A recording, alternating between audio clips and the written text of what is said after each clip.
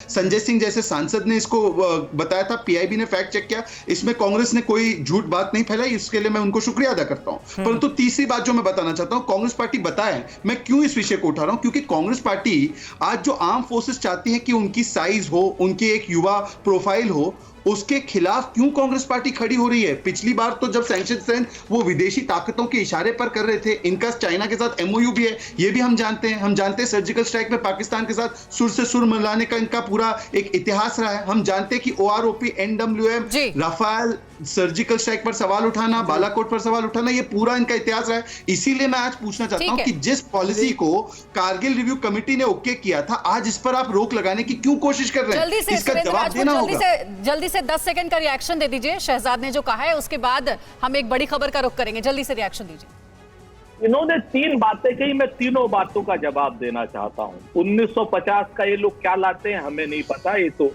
ISI को पठानकोट में लाने वाले लोग आज की डेट में हमारी देशभक्ति पर सवाल उठाते हैं। राजस्थान में इन्होंने कहा कि साहब सबसे ज्यादा बेरोजगारी दर है, क्या राजस्थान हिंदुस्तान का हिस्सा नहीं है और बेरोजगारी जो है राष्ट्रीय समस्या है, राजकीय समस्या है, ये बता दें। तीसरी बात, आप जो सबसे बड़ी बात है जो अभी डिफेंस एक्सपर्ट नाम का शख्स कह रहा था, सुनो आपको बताऊं मैं कि जितने गैलेंट्री अवार्ड्स हैं, महावीर चक्र, परमवीर चक्र और वीर चक्र या विशिष्ट सेवा मेडल, आप जरा बता दीजिए किस उम्र के लोगों को मिले हैं।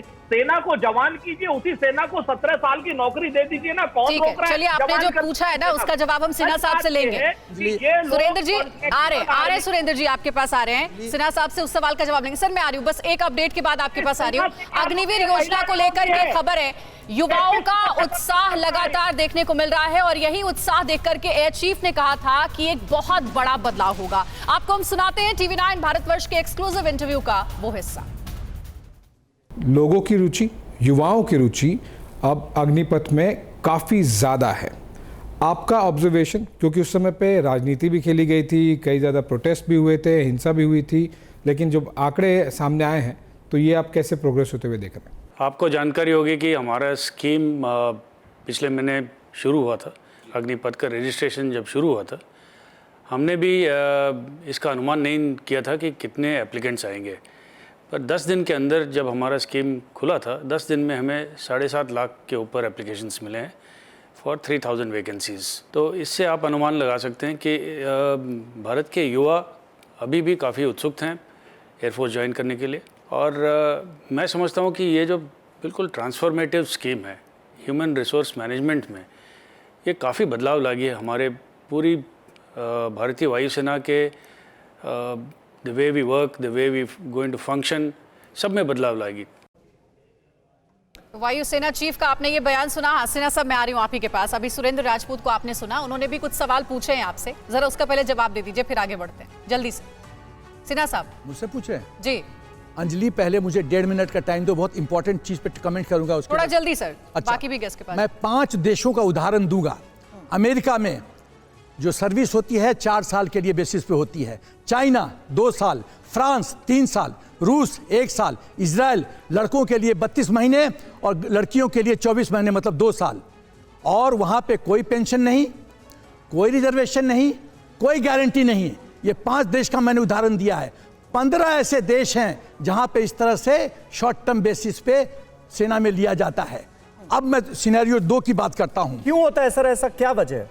ऐसा है, सभी चाहते हैं कि प्रोफाइल यंग रहे।